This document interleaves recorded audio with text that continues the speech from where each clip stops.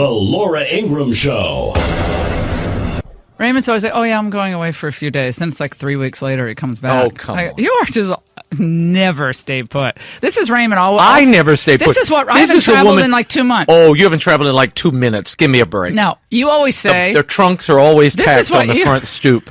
Trunks. At the Ingraham house. What, are you going back to the yes, it's like, steamer trunks? Yeah, well, since we're playing in the money, you know, there you are with like your hat. 20s. You got the hat with the children running around and the valets carrying your trunks. Oh, right. Yeah, it's more like falling down the stairs with my roller bag that I've had for 14 years. I can't get one of those roller bags. I want that Ricardo roller bag that I have, and I cannot find them. They don't make them anymore. You gave me one for Christmas. I want to buy yours. You know what? If you're very nice to me, I'll give it back to you. Now, how's that? What kind of Christmas present is that when you demand it back? Yes, I use it when I travel. Do you use it a lot? To the places that you I love that bag. I gave you that bag. I gave Cipollone that bag, and I can't pry it out of Cipollone's hands. Raymond always travels with those old-fashioned suit bags. You know, duvets. And he's always having a fight with the lady at LAX. They are No. They it's are not luggage the lady. Nazis. It's the Sky Valets. Who are just not. These aren't the red caps that take your bags. What's their role there? Sky Valets are fraudulent airline employees who are the front line for the TSA. These are the people who, frankly, their IDs should be checked to gain access to the airport. And they're checking they're looking at my ticket like, let me see your ticket. Let me see your ticket. Wait a minute. Your ticket, no, your bag is too big. Your bag too big. I said, oh no, it fits easily in overhead. I just walk past it. No, come back. No, come back. And then there's a line of people going, oh, how about me? Raymond has this thing going, I can't understand you. I can't understand you. Every time I say, Raymond, you are not getting that bag through the Sky Valet Nazis. Time. You do get it in. And the best is they have that little thing, that little box, and they say, if your bag doesn't fit in this box, you can't check it in the overhead. If the bag doesn't fit in the box, that bag wouldn't fit into that box if you blew it up and then shoved it in 10,000 pieces. Thing is huge. How did we get off? We're supposed to be talking about this rosy jobs report, and instead we're talking about our travel woes. Anyway, it's good to see you, Raymond. Good to see you. But imagine how it would feel if Hillary Clinton were president right now. I keep all the complaints about Trump. Oh, they didn't roll this out. They wrote Karl Rove's piece in the Wall Street amateur hour in the White House. Oh, okay, Carl, tell us how well it went in the Bush administration when your guy left with a 35% approval rating. But it's amateur hour in the White House. Yeah, they've had some issues they could have handled better. Fine. But imagine if Hillary were president, we would be beyond depressed right now. I mean, I'm kind of over this gray weather, but we would be depressed beyond depressed. And I will just say one other thing. I don't do well on the injured reserve. I do not do well on this injured. By the way, I'm going to take a picture. Drew, take a picture of this boot that my is a podiatrist even a doctor? Wait a minute. Is a podiatrist a doctor? Yes, or is that like a fake doctor? No, he's a foot doctor. It's not like a chiropractor. I mean, I've been going to him for maybe 20 years. Well, that explains a lot. Well, he's a great guy. But look at this boot. Look at this boot. What is this for? This is for my stress fracture. You need to be Wait a minute. You need to be a PhD at Stanford for mechanical engineering to understand how to put this boot on. You can walk on the moon with that. There's a pump. Look at this pump thing. I see that. It's very elaborate. There's like 50,000 Velcro straps. There's an interior tongue thing that sticks out. I've tried for a day, and then the directions. How bad is the foot? The directions are written in hieroglyphics. I have readers, and I don't even want to admit that because I never use the readers. I had to pull out the readers. I still can't read the directions. They have them in Farsi. They have in Mandarin, Italian. I can't even find the English. But back up. Look at this thing. Tell the story from the beginning. Well, you're going to the boot. I need to know what presaged the boot. I have a stress fracture. Underline the word stress. If you know I what got mean. a stress fracture right now. Just listening. I'm just teasing. In my ear. Look at this. It's right on the outside of my ankle. From what? Overuse. Overuse. That's what it's called. Overuse of running. Overuse. Running. I'm surprised you don't have a tongue fracture at this point. All you do is run around with Hannity, and Hannity's going to make you a co-host at this point. I'm going to call. We should try Sean. Can I go on any more days and a week? ask him if I demand you. I want a credit. Co-host credit at this point. I want something. I want some credit. But this. Have you ever had a stress fracture? Pete, have you? Pete standing in the other room. Pete just likes to come in here and lord over us. My bones are very, very strong. Pete's like the dad coming in to see if everything's okay. Because he knows when I'm injured. Somebody needs to make sure everything's okay. Yeah, exactly. Pete's coming in here. Pete's the chairman of LifeZet. So LifeZet's through the glass. We see all the hum of activity through the glass. Got to get a camera in here. There needs Are to be people an even adult in the doing room. anything in life? Yes, thank Who's God, once working over arrived. there? There's like three people in the. They're cranking away. Oh yeah, please. I'm Stress just joking. fractures are terrible because it takes a long time to heal, particularly the foot. I had them from playing hockey, and it takes forever to heal. It's so a you mic- gotta, and you won't relax. I need you to. I need you to. Can I give you the directions to this boot because I cannot figure out. I'll assemble a team. Okay, no. Yeah, that's impressive. How many LifeZet reporters does it take to figure out the instructions? That's a tongue depressor. might That need some thing in help. there. That's you put that in the mouth and in the boot. Here's the instructions. We'll take a picture of this. Oh, my I can't Lord. find the English part. Here's what I want to know. Here, How take much this. did this set you back? This is like you can tell this is like an boot- $800 Oh yeah, you know purchase. this boot, and it rocks your feet. Then they give you a pad. Look at this. John Glenn wore this, by the Look way, at in this sucker. 1969. Look at this sucker. They give you a heel pad for your. Yeah, that Pete just held up a sign that we can't read. They give you this little felt thing to put in your other that's gonna shoe help. because you're going to be uneven wearing the rocker boot. I feel like We should put This a is video just- team on her This is for the the video. weekend. Can I say just something? To watch her wobble down the street. No, but this is my right foot. Then Can you she'll fall imagine and me on the break a gas leg. pedal with this thing? I can't wear it in the I don't know car. that would there be much of a difference. I can't wear this in the car. This rocker boot. Okay, this thing will. I'll be sitting in the car in front of me. I'll be living in his trunk very quickly after I get this boot on my gas Ingram, pedal. Okay. you're starting a fashion trend. This I is think. an argument for the driverless car. Yes. No, but I'm telling you, I can't deal with being injured. And then the doctor. Oh, he Do you wrote you think a it's a letter. little Oh, can odd? I read the letter? But Please. Okay. Look at it. What It's is that, written in handwritten. This pencil? isn't. He Yeah, wrote pencil. he wrote a little letter. It's a letter handwritten. cast It's called- boot. Here it is. Cast boot. Wear it at all times except sleeping, bathing. If you use that foot for driving and during airplane flights, the cabin pressure will make the boot expand. Because of the pump. Because of that pump. It's the Reebok pump. Oh no, this is. But I love that he has to tell you that you shouldn't wear it when you're sleeping or bathing. Oh, well, thanks, Doc. The boot should always feel comfortable, not too tight or too loose. You should always have some movement in your toes and ankles. Making the boot too tight. Do you think he would have printed this out and given it? Presumably, he's diagnosed stress fractures before. Right. This is a should be a handwritten form. note he wrote me. You think this would just be something he's already done before? I'm checking his degree. Where do you think he came wait, from? there's instruction for walking here, Ingram. Pay attention. Left, Okay. right, Strike, left, right. Or? strike with your heel first.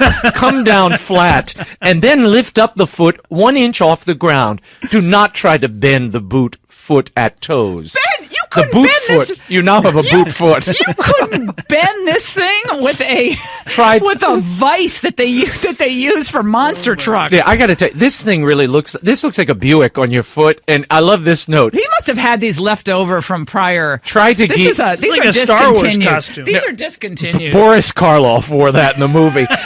Try to keep your gait as normal as possible. I don't think so. Oh, but you can add your orthodontic insoles. That'll help you. The I haven't done orthotic that. insoles will help cushion your boot. My heel feels like someone smashed it with a baseball bat at the bottom. That's what my. You didn't read these instructions. didn't. I know you didn't because It's been sitting in the bottom otherwise, of my purse. because the boot comes off the ground maybe 5 inches. Okay, and here's the note on your non-injured foot. Now we're not writing a script. We're writing in block letters. The doctor is. Wear a shoe of the same height to reduce discomfort on your knees, hips, Because back. my left leg is hurting now. My right leg is the injured one, but I need a heel shoe for that other side. These can be purchased on Amazon. What do you buy, Frankenstein shoes? This is... Oh, no, this just is a... let the fracture go on. That's what I say. No, we're going to take a break. Has anyone ever had this issue, and does the boot actually work? I mean, I'm just going to get crutches. I should just get a pair of crutches. It's not going to work. I can't do it. I was cursing Can this you thing see this the morning. motorized wheelchair? We need a motorized Oh, a wheelchair. rascal. You need With a a rascal cigarette. and a cigarette in a hand. And one of those no. big old fried turkey Cigarette legs. or that a they big have gulp, it. a big By the gulp. way, when we come back, the Oh. boycotters are out. They're boycotting Ivanka's shoe line, handbag line, dress line. And Raymond because Raymond is a devotee of Disney. Raymond, you have an update from the Hall of Presidents? This is a tragedy of Okay, we don't want to give it monumental, away. epic proportion. It involves our new president and the animatronic speaking that would happen if things were he was being treated fairly at Disney. What are the Disney protesters all about? Drew, look up Rascal Scooter for someone of my weight, girth, and height. Okay, I just might go might go full rascal. We'll take a break. Don't go away. Purse, handbag, the handbag, shoes. The dresses, the shoes, sold at a variety of retailers. My favorite, TJ Maxx, carries Ivanka Trump, but also DSW Shoe House, many other things, Kohl's, Nordstrom's. And before we get to the Disney story, Nordstrom is dropping Ivanka Trump-branded clothing and shoes. Isn't that interesting? Because they have all the retail places are doing so well, they need to cause trouble with the Trump voters. Nordstrom representative said that the Ivanka Trump products were being dropped because of poor sales. Statement didn't mention the boycott effort called Grab Your Wallet, which had been demanding that the department store giant cease doing business with the president or his family. Each year we cut about 10% of brands and refresh our assortment with the same amount, according to Nordstrom's. In this case, based on the brand's performance, we decided not to buy it for this season. I'm sure it's just a coincidence. But look, people can buy whatever they want to buy or have their boycotts. Here's the question. It's their choice. They can do whatever they want. There's also a boycott of Tesla where people are returning their Teslas because the founder of the company dared to meet with President Trump a few weeks ago. This is how intolerant these people are. This is my question. How far should a boycott go? I understand if you're boycotting a company's investments, like in Planned Parenthood or in things you disagree with, but a CEO meeting the head of the U.S. government, is that remember what they did to Steve Harvey? Remember what they did to Steve Harvey, what they said about him? They trashed him. And Jennifer Hudson. I mean, the only thing that these little bullies understand is to get hit back with frankness. A no-holds-barred response, which is, we're not violent, unlike you people. We don't smash windows. We get results. Success is always the best revenge. Be successful, do a great job, ignore all of this chaos to the extent that you can. I mean, there's some things you can't ignore because you have to put people in jail. But as far as the boycotts, they're going to do what they can do. Just keep moving forward. But what happened at Disney, Raymond? Okay. What happened at Disney? Well, in Disney, there is a long tradition where the new president, whoever he or she might be, is installed as an animatronic figure, a robotic figure.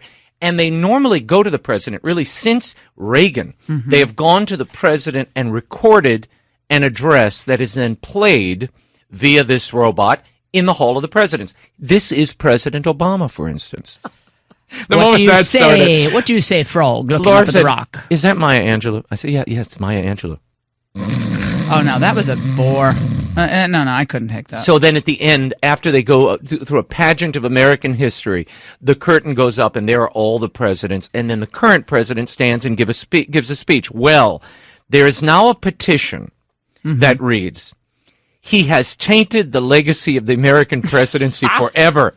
Speaking of Donald Trump, the Magic Kingdom at Disney is a place specifically designed for the enjoyment of children and families. Therefore, it is not appropriate to place Donald Trump in a speech in an attraction. We ask Walt Disney World, take a stand against this divisive and hurtful rhetoric. So Walt would be all in favor of this, right? Walt would have loved this. Is Clinton, because Clinton was good for children. Clinton spoke. Clinton introduced a lot of new concepts to children, right? So he definitely deserved to have his voice in the Hall of Presidents who got him, who basically, got impeached.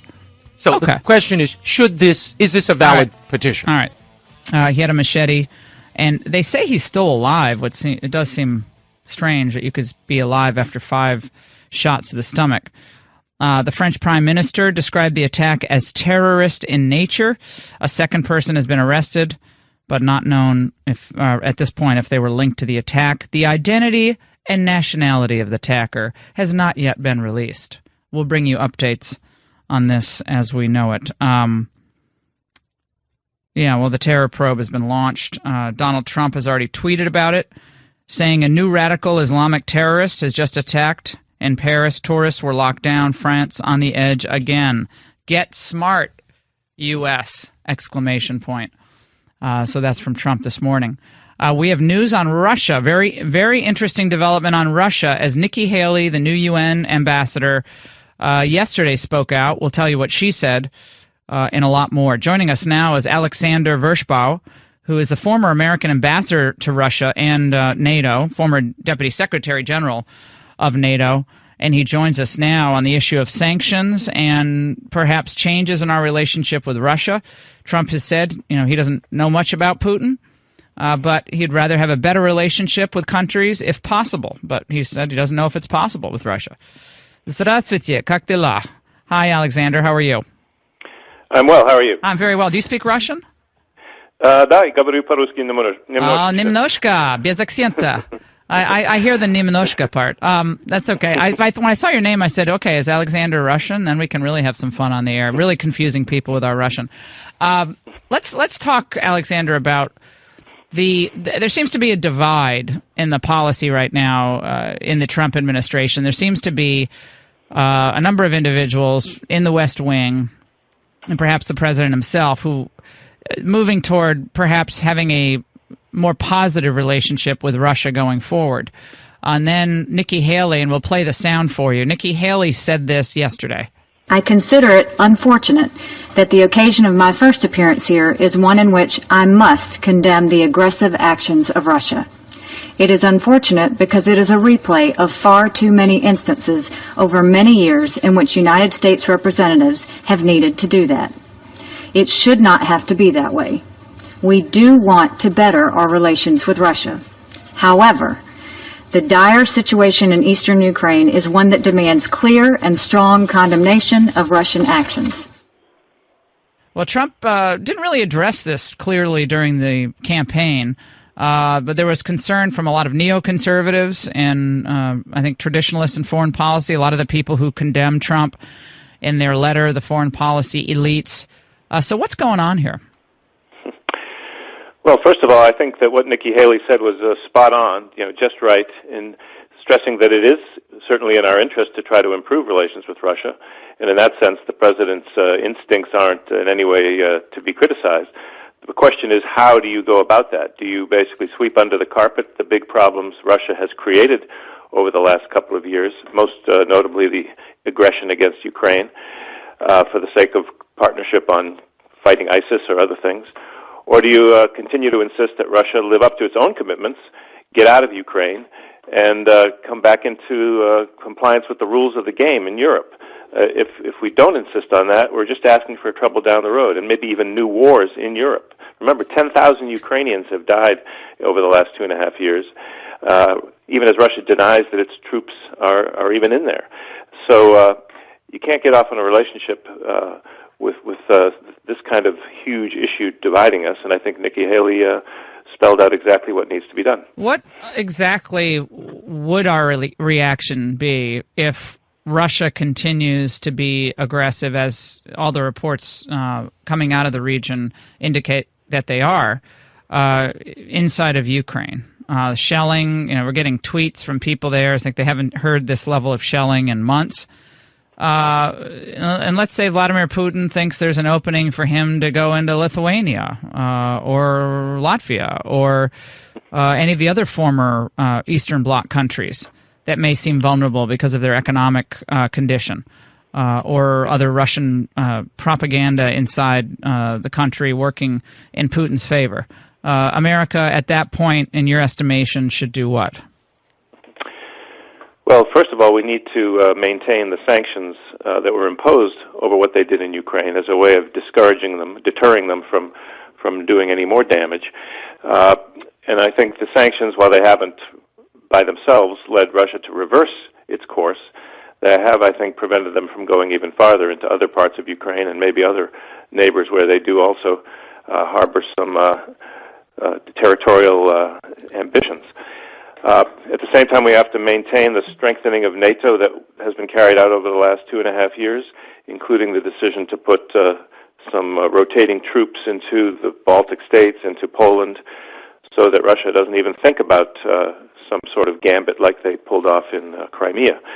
And of course, they have to reckon with the fact that now they won't just run into Latvians and Lithuanians and Estonians, they'll run into Americans, Germans, British, Canadian forces. So I think it's unlikely that they'll attack Lithuania or Latvia, as you suggest. But they could go after Belarus, so they could have another war with Georgia. And what thing is we have. Yeah, Alexander. I mean, I hear what you're saying, and I lived in the Soviet Union and traveled to most of these former Eastern Bloc countries. So I have no warm feelings toward Putin. Believe me, given what he's done to even the orphans in his country. But I think what the voters said in this election is, when in part when they were supporting Trump, is that other nations have to start picking up more of the responsibility in the region. And sanctions are one thing, but when Angela Merkel and former German leaders have fairly cozy relationships with Putin themselves, a lot of it because of the economic ties with the Nord Stream pipeline and now the new pipeline that's being negotiated to come into a different part of Europe, there's a lot of money on the line for these Pauls and former Pauls. And it would seem to me that the leadership in this area can't just come from the United States. Yeah. And I don't see any great expansion of America's leadership when Barack Obama was in power. In fact, it seems like Europe got cozier to Russia. Well, I don't think the picture is quite that dark, as you suggest. I mean, yes, the Europeans need to spend more on defense. They need to do more on their side to make NATO strong. And I think we've seen some movement on that. As I said, it's Germans, Brits, and Canadians are taking the lead in reinforcing the Baltic states. The U.S. isn't doing it all. But why? Okay. But reinforcing the Baltic states as they make Russia a huge amount of money with the pipeline, right? They want that energy. That pipeline was a key move that, frankly, very few journalists in the United States even understand what I'm talking about, but I actually know this region. There is a huge money play for a lot of these big businesses in Europe and former government officials. And I think a lot of these banks are involved, holding a lot of this cash, Credit Suisse and all these other banks. And there's a lot of money that's exchanged hands to facilitate Russia's economic ties to Western Europe. And so if we're going to be really honest about the region, they have facilitated the Putin economic march into the region. They facilitated it. They needed the energy. They wanted cheaper access to energy, and they got it. And they're going to get more of it with this other pipeline. That's my focus on that point. Yeah. No, I agree. I mean, if you look back at the previous German Chancellor, Gerhard Schroeder. Yeah, who was at his 70th birthday party. Putin was at his 70th birthday party, or vice versa. Yeah, he's on the payroll of Gazprom. Yeah. And this Nord Stream 2 pipeline, which is still being discussed, hasn't been fully approved, would be a major gift to Putin and also a major blow to Ukraine in terms of depriving it of whatever little leverage it still has against Russia.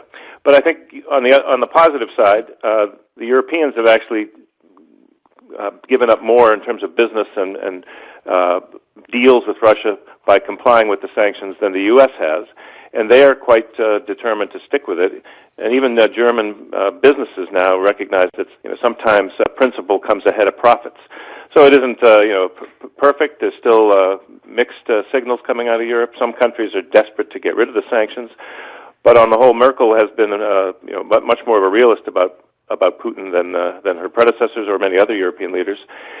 And the key is, if you really want to deal effectively with Russia, you have to be united. So I think that what Nikki Haley said, what we've heard from Tillerson and Mattis, is on the right path. Work with the Europeans, come up with a unified approach to Russia, offer Russia a way forward in terms of better relations, but they have to do things for us that. So you don't think we should work with Russia at all against Islamic terrorism? No, I think we should if we can find a basis to do it. Yeah, we want to kill all those people in ISIS. So do they. That's the basis of working together. Well, that's what they say they do, but in fact, they've been mainly killing all the opposition to Assad that's still surviving. We're not going down the regime change road again, are we? I mean, Alexander, we're going to go back to the Bush era of regime change or what Obama did, because that all worked out really well for us in the Middle East. I mean, we got rid of all these bad guys. And now we have a massive migration crisis all throughout Western Europe. The problem in Syria is that Obama was unable to get rid of the bad guy, and that's why we have all these refugees and the spread of ISIS over to North Africa. So Syria is a black hole. I'm not sure the Russians have made it a lot better by their intervention. But yes, if we can find a basis to work with them against ISIS, I'm all for it. What about China? I mean, we focus so much on the Middle East and, in this case, Russia. James Webb Jr. wrote a piece in LifeSet today, or a couple days ago. The Russian thaw is key to countering China's rise. The last thing the United States wants to do, in my estimation, is to draw Russia and China closer together. We do not need another Russo-Sino alliance against the West, against U.S. interests. China's enriched itself at our expense and violated so many trade agreements that we know what they're doing in international waters now. So why wouldn't a closer relationship with Russia benefit us on the China side of the equation? It could do that, but we have to reckon with the fact that right now there already is a kind of Russia-China alliance. So the question is, will the Russians be prepared to give that up or even weaken it for the sake of cooperation with the U.S.? I'm not actually sure that's the case. We should see whether we can get the Russians to work on things that help us, and if possible, to lean on the Chinese to rein in Kim Jong-un in North Korea, because the Chinese aren't doing that. But it may not be so simple. I think Putin values the relationship with China. They get support of China in the UN Security Council and in other fora. They're a big market for their defense equipment, for energy. So Putin may not be so easily seduced into breaking with China. But we have to have sophisticated diplomacy, at least distance Russia from China on some issues, give ourselves some more maneuvering room so we can counter the destabilizing activity of China, such as the... Hey, Alexander, you didn't sign that anti-Trump letter about all the really smart foreign policy people who are now trying to work in the administration, by the way. You didn't sign that letter, right? No, I was still a NATO civil servant. Oh, okay, I gotcha. So a lot of those same people are wondering, gosh, we really need to get jobs in the administration. Like, maybe you shouldn't have signed the letter. That's so stupid. I told these people, so many of them were emailing me, I feel like I'm on the fence about signing this letter. I said, you're just going to hurt yourself. I don't understand. Why would you sign that stupid letter? And now they're all wishing they had jobs in the administration. So I don't understand that. Hey, Alexander, we really appreciate your joining us for a different perspective on this. Alexander Vershbow, former American ambassador in Russia and Deputy Secretary General of NATO. Thank you so much for your perspective. We're going to take a break on the Laura Ingraham Show, 855-40-LAURA. The boycotts have started. Should we care? And violence again breaks out last night in New York City at another protest as Islamic terror has come back to Paris. We'll tell you more when we come back. What is this trend of pregnant women, Raymond? On the one hand, I like the fact that this is all about life and life affirming, so that's all really cool, because usually it's just about a choice and it's not a baby. So in this case, it's great. They're having children. And it's a family, and it's a husband and wife having children. It's lovely. It's beautiful. And she seems to just loves her kids, and I think that's great. She's a beautiful girl. She has a lot of talent. Putting politics aside, obviously she's very close to the Obamas and so forth. But now there's the big photo spread of her family pregnancy photo album, where she's naked, pregnant. I guess it's all just the look at me, I'm exposed. I don't get it. I mean, it's a beautiful thing. We know what a pregnant belly looks like. That's great. But it's going back to the Demi Moore. Remember when she did that Vanity Fair cover when she was pregnant? And that was back in the 90s, I believe. And that started the trend, I think, with pregnant women being on the cover of magazines. Yeah. And then she had like that. Didn't she? Yeah, she just had she was totally naked. She was naked on the cover of Vanity Fair. And then from the side. Yeah, now it's the same thing. Beyonce's naked and has twins, and then she has a picture of her baby kissing her little girl, kissing her stomach, that's cute. But it reminds me of all the things we see at these award shows. With now, it's the neckline plunging doesn't begin to describe the necklines. Now it's how close can you get to the nipple without a nip slip in the dresses? It's the Scotch tape or whatever the fabric tape is, that must be doing really well lately because it is a feat of double-sided tape. Yeah, it is a feat of extraordinary accomplishment to be able to keep that fabric right in that position, regardless of how much side-to-side movement these people who are handing out the awards do. Because you imagine you have to just not move your chest muscles at all. Just move side to side. Ridiculous. But it's too much. Or do you think this is a beautiful thing? I mean, Lady Gaga's going to be performing at the Super Bowl, by the way. We're going to get to that. Yeah, she's performing, and she's, she has her monsters. Her audience is called her monsters, my little monsters. She is promising a message of inclusion and diversity in a country that is divided. And apparently they're wheeling out old Tony Bennett. He's going to be doing the intro of Lady Gaga. They've done the... Ladies and gentlemen, Lady Gaga! Hey, Tony. Hey, Gaga. Oh, my God. Hey, Tony. No meat dress this time, though, she's promising. No meat dress. No meat, but I predict she'll go very classic. That's how she's going to... It's going to be classic. And then, like her predecessors, she will gradually strip down to the S&M outfit at the end. That's my prediction. But maybe not. Maybe she'll go totally... She's done that thing where she's gone very 40s chic in the past. So maybe maybe Gaga's not going to do that. But they've got two topics on the table. The Super Bowl halftime show, they've run out of ideas. Let's face it. They've gone through the Rolling Stones. They went through Paul McCartney. All the big, the rock and roll's dead. There is no rock and roll anymore. It's for the most part dead. It's just the old bands that are still. Bruno Mars probably did the best recent. Bruno Mars, who's until Beyonce showed up and did that. Bruno Mars, he was pretty good. He's fine. I have to say Prince did a pretty good job with the halftime show. Well, Prince is real rock and roll. Exactly. I mean, that was real rock and roll. 1991. Yeah, Purple Rain. A while ago. No, well, they bring out all the oldies because they're the only ones who can fill a stadium for the most part. So now they're bringing out the really oldie, 90-year-old Tony Bennett introducing Lady Gaga. Lady Gaga, everyone. I know you spoke about kind of taking this moment to unify America a little bit. Are you going to do that at all? Are you going to make any kind of statements during the performance? Well, I don't know if I will succeed in unifying America. You'll have to ask America when it's over.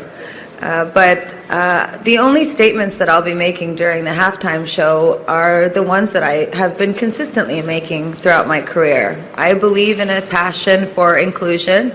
I believe in the spirit of equality and the spirit of this country as one of love and compassion and kindness. That's what the Convent of the Sacred Heart private school in New York gets you. Okay, here's my question. Are you going to allow your children to stay in the room during Lady Gaga's halftime show? Oh, yeah, mine aren't. Mine are always... We rerun the Puppy Bowl during the halftime show.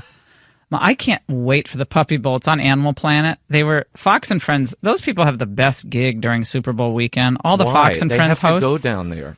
I was offered tickets to go to the Super Bowl. I wouldn't go to this. It is the last thing I would want to travel to go to. People are like, are you going? I said, I gave my tickets away. I had no desire to go to the Super Bowl. Zero.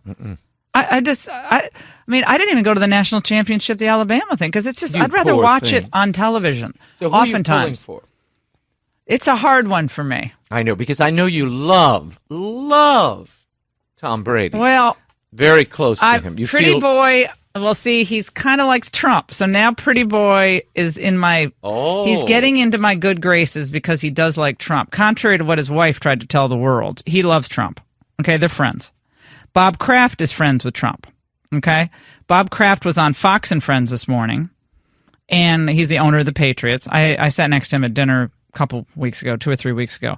Couldn't have been a nicer guy, by the way, Kraft. He's just an old New England, personality, and he was talking about how Trump, when his wife died, his wife of 40-plus years, passed away several years ago now.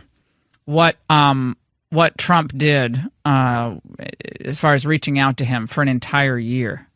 Well, over 20 years ago, we've been friends, and I never really did business, but just had a personal relationship, and he's been great to me over those last 2 decades, and I had the privilege of going to Melania and his wedding, and in the toughest time in my life, he was there for me when my beloved wife died.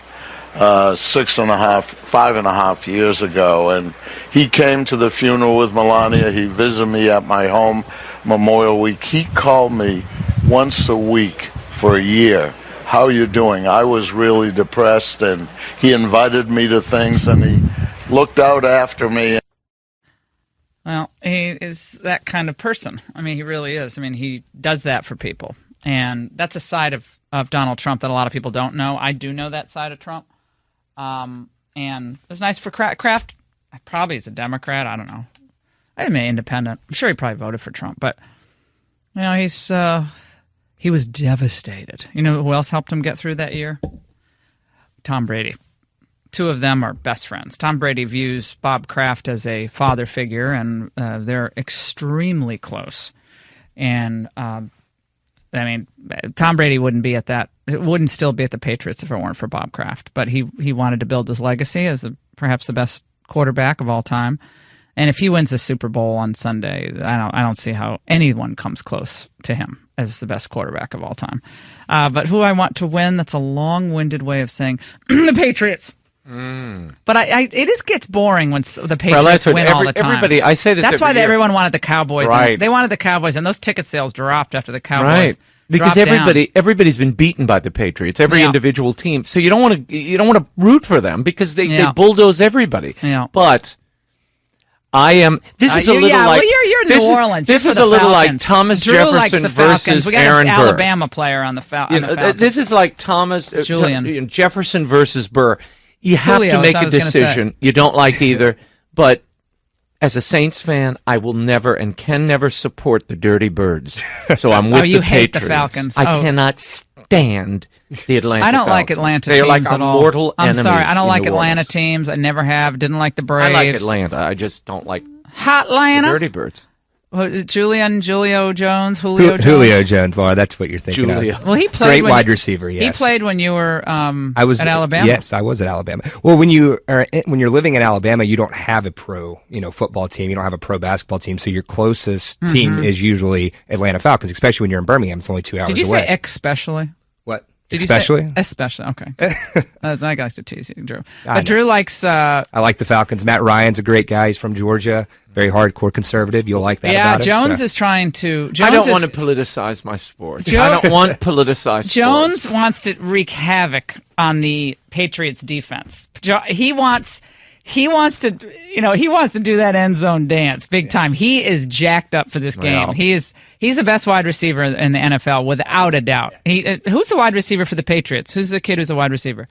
Oh, you're talking about the lacrosse player, Chris Hogan? Is he the wide receiver? Is he one of the wide receivers? Yeah, Chris Hogan and Julian Edelman. Maybe Edelman. That's what I'm thinking of. Edelman. Yeah. Oh, he's fantastic, too. Yeah. Oh, yeah. This is going to be interesting, but it better not be a blowout. Don't you hate it when the games are blowouts? Remember the Patriots? Was it last year or the year before when the Patriots had lost the game? Basically, they were on the 1-yard line. That was 2 years ago, the Patriots and the Seahawks. That was one of the most infuriating endings. Remember? Tom Brady was just basically totally depressed because he was going to lose. And then they botched it. They were 1 yard. Yeah, it was the Seattle Seahawks were pretty much at the goal line. All they had to do was run it into the end zone. Would have been a touchdown, game over. Seahawks would have won. And for whatever reason, they decided, you know what? We're going to pass the football. Russell Wilson drops back, throws into the end zone. One of the dumbest decisions in Super Bowl history. That was one of the dumbest decisions. And how about Brady jumped about 10 feet in the air? Remember, he looked, he was like, you've got to be kidding. They threw that ball, jumped about 10 feet in the air, and the game was over. 855-40-LAURA. I have taken my kids out of the room for the Super Bowl halftime show. We do watch the Puppy Bowl. We do love the Puppy Bowl because I'm an animal person. And that they have so much fun watching that. Whoever came up with that idea, the Animal Planet runs it, but that was such a brilliant idea. I have never watched the Puppy Bowl. What is the Puppy Bowl? It's just a bunch of puppies that running roll around with a ball. They're just running around. And they do the play-by-play. Okay, and the collie number 4, he takes down Robert. Oh, and then they drops the ball. The puppies are just jumping on each other, but they do it in a funny way. It's cute for kids. They love it. It's better than watching someone jumping into bed with someone else in the Super Bowl halftime show where they're promoting the other Fox programming, which is nasty. That is our question. Are you letting your kids watch the Lady Gaga halftime show? No, and no. I'm asking other people. Oh, okay. We know you're going to be watching the animals frolic around. I heard Maddie was rejected for the puppy bowl at her stage. She's becoming the puppy bowl. We're just going to kick her for the 2-point conversion. Drop kick her through the goal post. That dog. Rebecca keeps messaging me that the dog is positively jubilant when you leave on a business trip. That dog has an extra spring in her step every time you leave town. Because she's up on the My Pillow. Yeah, it nuzzles. It's now up. her pillow. It's not My Pillow becomes Maddie's pillow up on the bed, and then you come, then she pees right on that bed, right where you're supposed to sleep. 855-40-LAURA. We'll take a break. Super Bowl halftime show. What does it say about our country? What does it say about where we are? Do your kids or grandkids get to watch? We'll take a break. 855-40-LAURA. And General Mattis has a message to North Korea. Don't go away.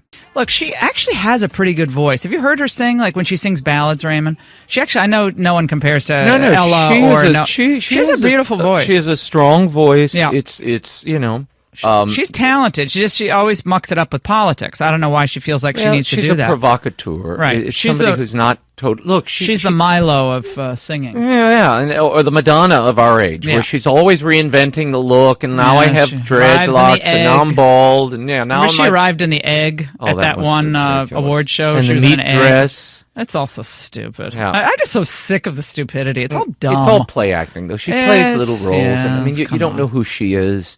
And that's why there's a kind of plastique quality, I think, to her music, because the gut doesn't ever get reached. It's just kind of filler. But she's a good singer, if you like that. Adam in Arizona, line 1. Adam making a good point here. Adam, go ahead. Laura? Yes. Laura, I love football. It's my favorite sport. It's lost its soul. The halftime show is just a political and cultural nightmare. My point is that unlike baseball, go to a Yankee game seventh inning, you're going to sing, God Bless America. And football should return to the basics. It's patriotic. I agree. Especially during the Super Bowl. During the Super Bowl. It's an opportunity to really show, America, unity. So that's my point. Yeah, I think it's a great point. I've sort of done the celebritification of everything. Everything's a part of the attainment and entertainment complex. This is football. And I think that's an excellent point. Make it about the U.S. military. They'll do the flyover and that kind of thing. They'll bring the military out to hold the flag, and they'll do some. The NFL does do a tribute to the military, which is nice. But I agree with you. I think it should be patriotic music, patriotic songs. Again, if we had an entertainment industry that reflected the heartland of America instead of reflected more of the radical, twisted, left-wing vision of America, then it would be a different deal. But with the exception of a few in the country music business, and even the country music people are now susceptible to all the pressure to be left-wing. I don't know. It has ruined it a little bit. I hate the politicization of football. And remember Meryl Streep saying, if it wasn't for us, there'd only be football and martial arts for America. Well, you know what? Martial arts. Football was one of the few non-political areas where we could come together in true unity. Yeah. That now is even fractured and endangered. I despise that. I hate that. You're listening to The Laura Ingraham Show. We'll continue to take your Super Bowl comments. For whom are you rooting, and what about these halftime disasters? David Martosko is going to join us from the Daily Mail. News about the Paris attack coming up. And this just broke. The Treasury Department published a list of 13 individuals and 12 entities facing new restrictions, some for contributing to the proliferation of weapons of mass destruction, and others for links to terrorism. Ahead of the announcement, Iranian Foreign Minister Javad Zarif said, quote, Iran is unmoved by threats as we derive security from our people. He later added, we will never use our weapons against anyone except in self-defense. Joining us now to talk all the machinations in the Trump White House, all the reports of leaks and people taking other people's offices and all the intrigue, is our friend David Martosko, who is a U.S. political editor for the Daily Mail. David, great to talk to you. How you doing, my friend?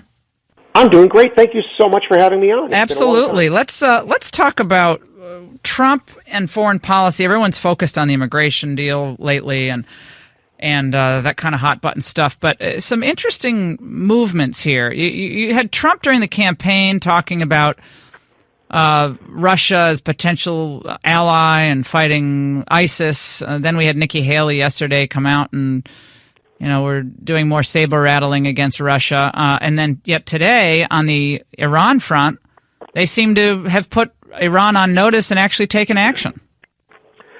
Well, it's funny because if you look back at the recent history of the things Trump has been telling the people around him about both Russia and Iran, he's been all over the map. There's a kind of a common kind of parlor game theory in Washington that holds that Trump takes action based on the most recent advice he's been given, not necessarily the best advice. So it's like the last voice in the room sounds the loudest to him, and then he says, oh, that sounds good. But then 5 minutes later, somebody gives him a countervailing argument, and then he says, oh, that sounds good. And so it's the game inside the West Wing has become to get to Trump at the last possible moment before he reaches a decision point, because that's when you can influence him. So I honestly don't know right now what his honest thinking is on Iran, on Russia, because it changes so often. Even on this business with Israeli settlements. I mean, last year in the campaign, I think I was the first one to actually ask him about Israeli settlements in an interview last year, and he told me flatly, "Oh, they should not stop. There should never be a pause. They're getting missiles lobbed at them." And then over time, it's not like that position morphed gradually into where he wound up yesterday. All of a sudden, it's stop the settlement. It's like, boom. It's like, okay, what the heck? He just schedules a trip with Netanyahu to come over. He just goes way out of his way to position himself as the best friend Israel's ever had, and all of a sudden, kaboom. Now, I guarantee you this is not the Steve Bannon wing of the West Wing influencing him. Okay, Bannon is a Zionist. He loves the idea of an expansionist Israel. But there are other folks in the West Wing who are nudging Trump in a different direction. Like who? Because clearly, it seems that from everything I've heard, Steve Bannon and Jared Kushner are very close and have gotten closer over the last several months. The three legs of the stool in the West Wing are Steve and Jared and Reince Priebus. Priebus carries the water for the establishment RNC wing of what's going on in the White House. And, he's the one who brought in Sean Spicer from the RNC. He's the guy who's leaning on, on behalf of Mike Pence's circle of influence to bring those people into the West Wing when the staffing was being done. So if you see something that looks, from Trump that looks like he's retrenching in the direction of being moderate or squishy, you could almost be sure it's Reince Priebus putting his thumb on Trump's scale. Because especially with Israel, Jared's not on board with this. I guarantee you Steve Bannon is absolutely apoplectic over it. But Reince Priebus's idea is, look, if you are going to broker a Middle East peace deal, you can't enter the arena with a sword pointed at the Palestinians. And to be fair, Trump has said in the debates that, look, I'd like to start from a position of neutrality and make everybody believe that I'm open to listening to them. Mm-hmm. But this seems to me like a bridge too far. It's and then I've heard it's such a dramatic flip-flop. What's interesting, I've heard a countervailing argument, though, that the person who has the most influence and power in the West Wing is Jared Kushner. That despite Reince being the chief of staff, Kushner still holds the most sway over Donald Trump. And if Kushner doesn't want something to happen, it usually doesn't happen. Well, the problem recently with that, and generally speaking, I think you're right, especially when it comes to Middle Eastern things, where Jared's been tapped very publicly with, being sort of a special envoy for Middle East peace. But recently, Jared has been, the last few days, Jared has spent a little bit less time in the West Wing. He's done some personal family things, I'm made to understand. And so his absence, just his situational absence, I think provided an opening for Priebus and a few other people to push Trump in a different direction. These things can be very situational. Mm-hmm. And unless you're kind of listening with your ear to the ground and have your own spies inside the West Wing, you can, it's really easy to just think that there's some grand policy shift because they've thought it through. As we've seen with this White House, a lot of times they're not thinking it through. They're not, everybody gives them so much credit for playing 8-dimensional chess and playing 3 moves ahead. Oftentimes they're not. That's what concerns me, just generally speaking, as an American. I don't think they're strategically playing the tape forward very well. I mean, look what they did with the rollout of the travel pause. They didn't think through what the implications would be of words on the page and how few people knew what they were. it's problematic. I mean, as a journalist and as a former professional communicator, it bothers me. They're running out of toes to shoot off. Do you think that there will be a shift, David, ultimately in these various, power enclaves inside the West Wing? I mean, I worked for Reagan in the last 2 years of the administration, and I saw that happening even when I was 22 and watching, all the various factions work it out. Some survived, some didn't. But do you see this as the way it just will be, or will this ultimately have to change because it's, in your estimation, it sounds like slightly chaotic and unpredictable? Truthfully, I don't pretend to know. I wouldn't want to guess at that because everything in this administration is so different. It breaks the mold and nothing sort of follows from. Recent history teaches us nothing about what's going to happen in this White House. It's possible that somebody might reach a breaking point and take their marbles and go home and sway power one direction or another. It's also possible everybody could dig in deeper and entrench, and there could be a lot of fistfights back there. I'm talking about people being fired. I'm not talking about people willingly leaving. Well, I'm talking about people being removed from their position of power. I don't see that happening. Look, Trump has got to maintain his relationships with Capitol Hill, so he's got to keep the Priebus wing around because that's the establishment squishy center. And the Paul Ryans and Mitch McConnells of the world like having Brian. Yeah, I'm talking about a year from now. I'm not talking about tomorrow. I'm talking about as time goes on after the first 100 days. And Reagan had a big shift after year one. Yeah. I mean, there was just a lot of people moving in and out of the West Wing, and things weren't all that stable. I think that's normal. Yeah. But I wouldn't want to predict why it might happen or who might, sharpen the knife. I have to say, when you think about what Trump has done, just the policy when it comes to the pause on the refugees and forget the rollout, but just the substance of what he's doing, the financial deregulation, meeting with the various people he's brought in to consult with, the union meeting, the TPP withdrawal. If you're a conservative, maybe the exception of the trade stuff, I don't see how you're not happy with what Trump's done so far. I mean, on pretty much every issue that he either campaigned on or that is important to the country, he has good forward momentum. He has got to do the tax reform with the Hill. He's got to work on the Obamacare unraveling. That's really important. But my goodness, I've been around this town for 25 years. I've never seen someone do more in such a short period of time than I've seen this administration do. And I think it's really hard to do a lot. Maybe it's a little too fast, but as a conservative, I mean, we had a lot of foot dragging in other Republican administrations, and I think I got to say, communications or rollout notwithstanding, I think a lot of the substance is actually pretty good. I mean, really good. Well, I agree. If you're a conservative, you look at this and you're like, holy smokes, he's doing what he said he was going to do. Everything kind of lines up with why I voted for him. If anybody really thought he was going to repeal and replace Obamacare on day one, I think they were living in this poetry world of campaigning. But if anybody had told you that 2 weeks in he would have done all this stuff and actually done it, I remember when Mitt Romney was running, before he kind of collapsed at the end, there was a group of lawyers, sort of regulatory experts and all that, and sort of historical people with experience in the Reagan and Bush administrations, who were putting together this raft of about 100 executive orders. They were sort of vetting them internally, and the idea was to have this completely fast shock and awe blitz of executive orders on day one. If Romney had won, they were literally going to sign 20 of them on the first day, like on Inauguration Day. And, of course, best laid plans, it all kind of fell apart. But ultimately what I heard from inside Romney world was that he never had any intention of actually doing it. He was kind of listening and taking counsel and telling everybody he was going to do this shock and awe thing just so he could have he came across as a phony. He came across as a phony to most people. I'll just be brutally honest. He didn't seem real. But now in contrast, here's a guy who's doing what he said he would do. I don't even know what to make of this. And I saw 250 of his rallies as a journalist sort of covering him, and I sat there and listened to all this stuff saying, well, yeah, he's like everybody else. He's making promises. Yeah, you didn't like Trump, right, David? You didn't like Trump. You didn't like Trump. What do you mean I didn't like Trump? You didn't really like Trump, right, from the beginning? That's not true at all. I'm just kidding you. The Daily Mail did some of the best reporting on Trump. You guys were at every event. I'm just teasing you.